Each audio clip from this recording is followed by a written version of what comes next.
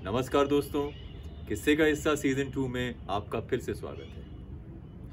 आज जो किस्सा हम आपके साथ शेयर करने जा रहे हैं उस किस्से का नाम है बाजार सीताराम। तो चलिए सुनिए ये किस्सा और बनिए इस किस्से का हिस्सा।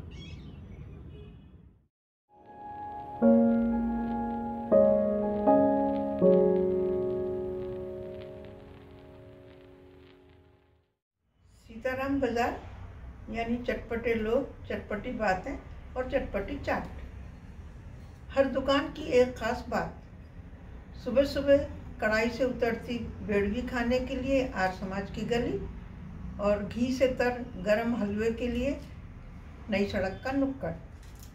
चलिए आगे दोपहर को चमकते कंटेनर में कांजी के बड़े बेचते पंडित जी, और फिर शाम को चाट की दुकानें।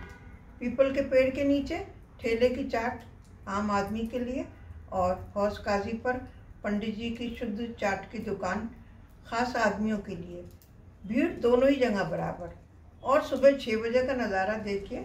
ठेले पर बिकती रोटियां खरीदिए और वहाँ दुबली पतली भागती हुई गायों को खिलाइए, बड़ा पुण्य मिलेगा। कुसुम रैना जी खाना की 80 की उम्र पार कर चुकी हैं, पर किताबें पढ़ना, कहानियां लिखना और किस्से सुनाना आज भी कुसुम रैना जी की जिंदगी में शामिल है। आज का ये किस्सा हमें कुसुम रैना जी ने भेजा है। ये हमारी बड़ी उम्र की सबसे महत्वपूर्ण श्रोताओं में से भी एक है। नागौरी हलवा, बेड़मी पूरी, गाजर का हलवा, छोले भटूरे, चाट, जब भी हम ये सब बातें करते हैं तो ऐसा लगता है किसी दुकान की बात हो रही है जहां पर ये सब सामान मिलता है। दिल्ली में स्थित, या यूं कहें पुरानी दिल्ली में स्थित सीताराम बाजार इन सब चीजों के लिए खासा मशहूर है। तंग सी गलियां बहुत सारी हैं यहाँ, लेकिन बहुत खुले दिल के लोग भी रहते हैं। 80 के दशक की बात है। कुसुम रैना जी सीताराम बाजार में रहती थी। कुल मिला के एक भरा पूरा परिवार था। यहाँ 3 भाई रहते थे। कुसुम रैना जी उनमें से एक भाई की पत्नी थी। जैसा कि मैंने आपको कहा, सीताराम बाजार छोटी छोटी गलियों की एक भूल भुलैया है। लेकिन जो लोग पुराने दिल्ली में रहते हैं वो पुरानी दिल्ली को कभी भूल नहीं पाते। यहाँ तक कि कुसुम रैना जी के परिवार के भी बाकी लोग अब सीताराम बाजार छोड़ अलग अलग जगहों, अलग अलग शहरों में बस गए हैं, लेकिन सीताराम बाजार और वो पुराना घर आज भी उनके दिल में है। आज हम जो फाइन डाइनिंग की बात करते हैं या अपने आप को फूड या वाइन कॉनेसर कहते हैं, तो इसलिए भी कहते हैं कि जी हाँ, हमें जायके का पूरा अनुमान रहता है। लेकिन हम आपको बता दें कि पुरानी दिल्ली का कोई भी शख्स किसी भी फूड कॉर्नर को रन फॉर मनी दे सकता है। यहाँ चाहे वो बेड़मी पूरी की बात हो, नागौरी हलवे की बात हो, चाट हो या कोई दूसरा व्यंजन, पुरानी दिल्ली का हर शख्स अपने स्वाद को और उस दुकान के स्वाद को बेखूबी जानता है जहाँ ये सब चीज़ें मिला करती हैं। और वो इन सब चीज़ों को लेके काफ़ी पर्टिकुलर भी रहते हैं। आप किसी दूसरी दुकान से वो चीज़ ले आइए और एक ही बार में एक ही बाइट लेके वो झट से बता देंगे कि देखिए साहब, ये स्वाद उस स्वाद से अलग है। तो जैसा मैंने आपको बताया, 1980 के दशक की बात है और कुसुम रैना जी कहती हैं कि सीताराम बाजार की चहल पहल जो है वो घर में ही शामिल ना हो, घर से बाहर भी रहा करती थी। पूरा का पूरा मोहल्ला एक परिवार की तरह हुआ करता था। एक साथ सब बच्चे छतों पर खेलते, गलियों में दौड़ते फिरते, और घर के बाकी सदस्य अगर बोर हुआ करते तो बस खिड़की खोलिए और गली में इधर उधर जा रहे लोगों से बातचीत का सिलसिला शुरू कर दीजिए। और फिर अगर 3 भाइयों का परिवार एक साथ घर में रहता है तो वैसे ही और किसी की जरूरत रह भी नहीं जाती। बड़ा सा मकान था पुराना, ऊंची ऊंची छतें और छतों से लटकते हुए पंखे और रोशनदान। कुल मिलाकर सीताराम बाजार की जो जिंदगी थी बहुत ही दिलचस्प हुआ करती थी। उस समय ना तो स्विगी और जोमेटो जैसी सर्विसेज भी अवेलेबल थी, तो अक्सर घर के बच्चे या बड़े स्विगी और जोमेटो हुआ करते थे। सुबह सुबह उन्हें हिदायत दी जाती थी कि जाइए हौज काजी से जाकर पेड़ में पूड़ी ले आइए और देखिएगा गाजर का अचार जो है उसमें ज़्यादा होना चाहिए। और फिर अब जा ही रहे हैं तो नई सड़क से हलवा भी पकड़ लीजिए और ज़रा जल्दी लाइएगा, क्योंकि अगर देर हो गई तो शायद ये सारा सामान ख़त्म ही ना हो जाए। और बड़े बुजुर्गों की ताकीद पर बच्चे या घर के दूसरे सदस्य ये काम हंस के किया भी करते थे।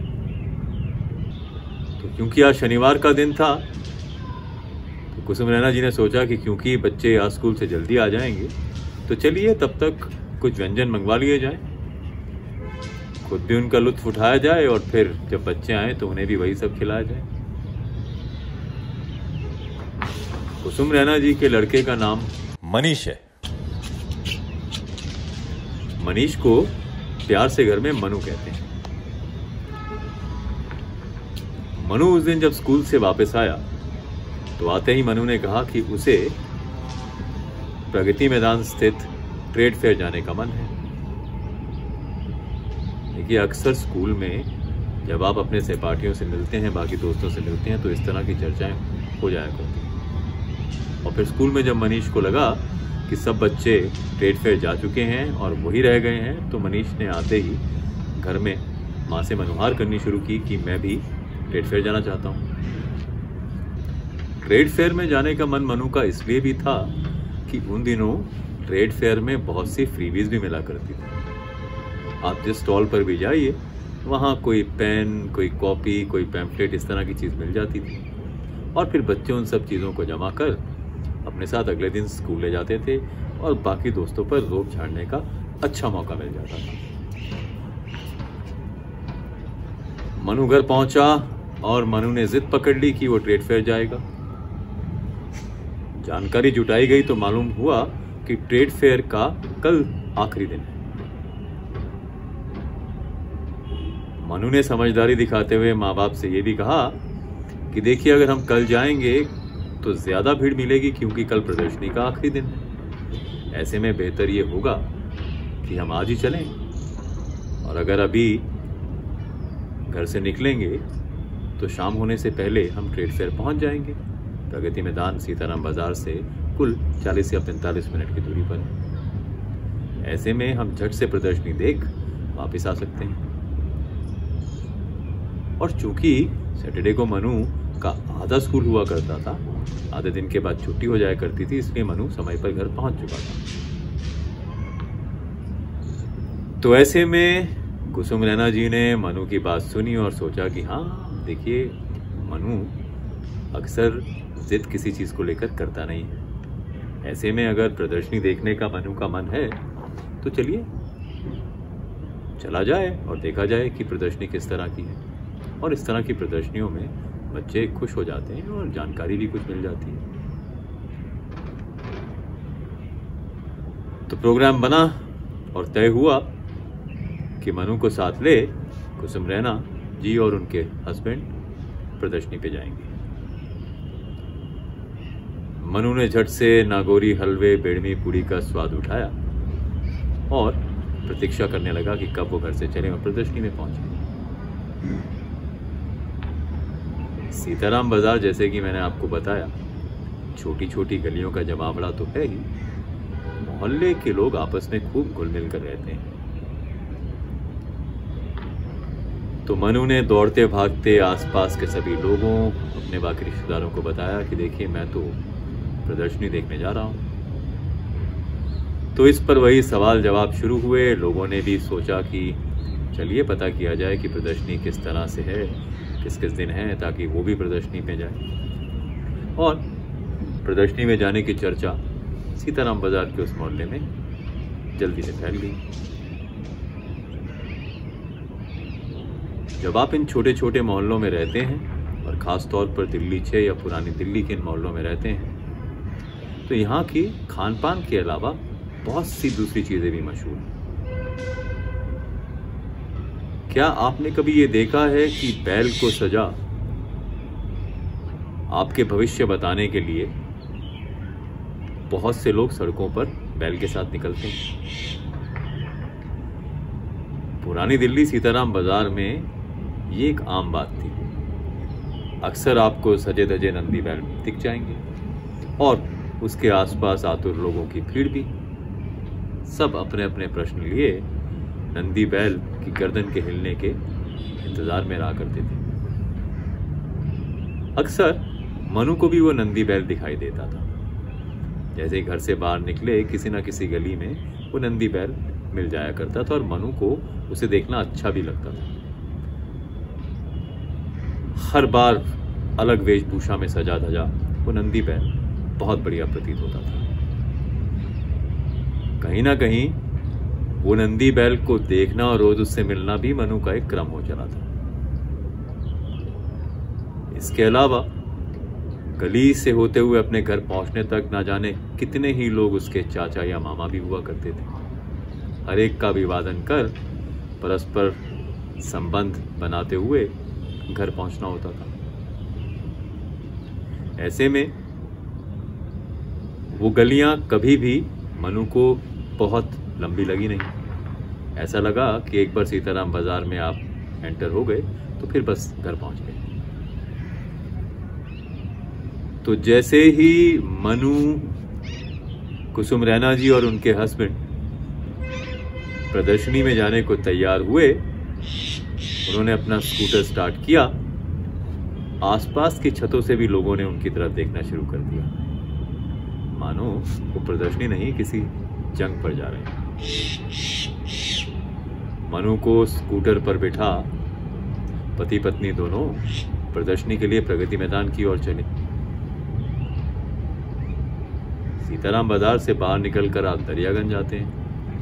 गोलचा सिनेमा के पास से गुजरते हुए फिर आप ITO पहुंचते हैं और ITO के साथ लगकर प्रगति मैदान है जहां पर प्रदर्शनी लगा करती थी।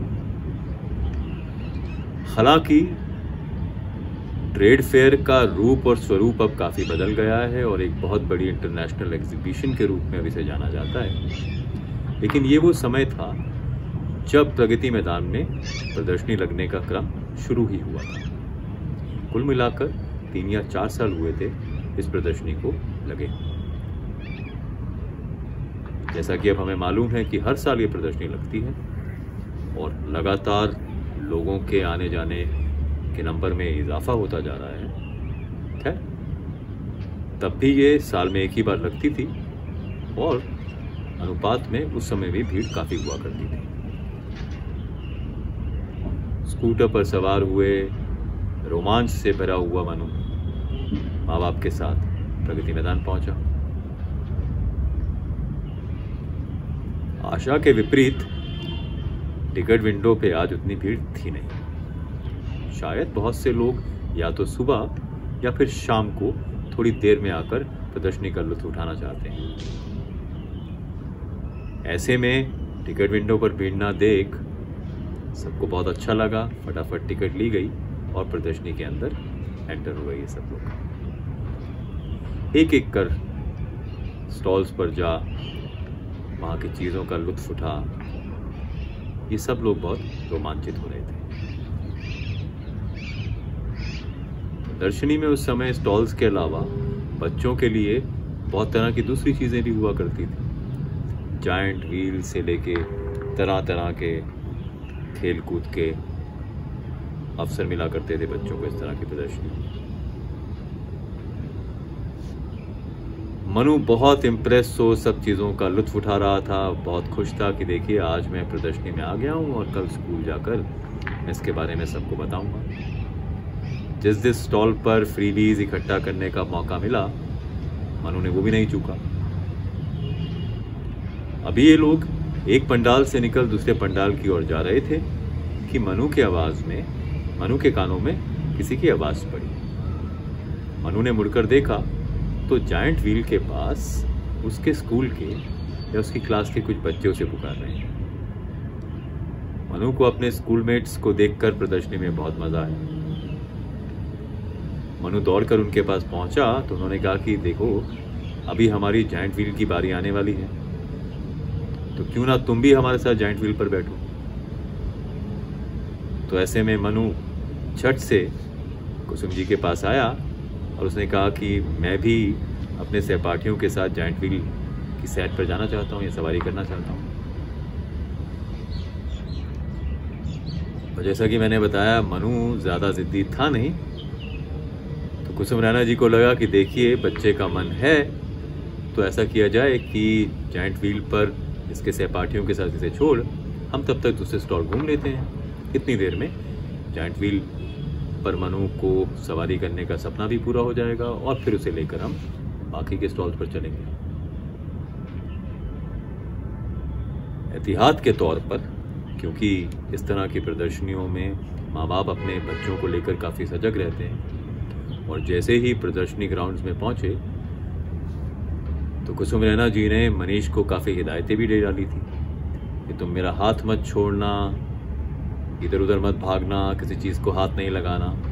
तो उन्हें लगा कि इस तरह जायंट व्हील पर अकेले मनु को उसके सहपाठियों के साथ छोड़ना शायद बहुत समझदारी का काम तो है नहीं, पर चूंकि अब मनु जिद कर रहा है और मनु का मन है तो थोड़ी एहतियात बरतनी है। ऐसा सोच कुसुम रैना जी उस जायंट व्हील के संचालक के पास पहुंची और उन्होंने उनसे कहा कि देखिए, ये जो लाइन में लगे हैं कुछ बच्चे, इनमें मेरा बेटा मनु भी है, तो मैं ये जानना चाहती हूँ कि इनकी बारी कब तक आ जाएगी। ऐसे में मैं इसे यहाँ छोड़ बाकी स्टॉल घूम लेती हूँ और फिर आकर मनु को यहीं से ले लूँगी। तो जायंट व्हील के साथ बैठे आदमी ने कहा कि देखिए, अभी तो 2-3 राउंड के बाद ही इनकी बारी आएगी और कुल मिलाकर ऐसा करने में आपको 45 से 1 घंटा आराम से लग जाएगा। तो आप निश्चिंत हो जा सकती हैं और करीबन 45 से 1 घंटे के बाद आप आएँ तो तब तक ये फारिग हो चुके होंगे।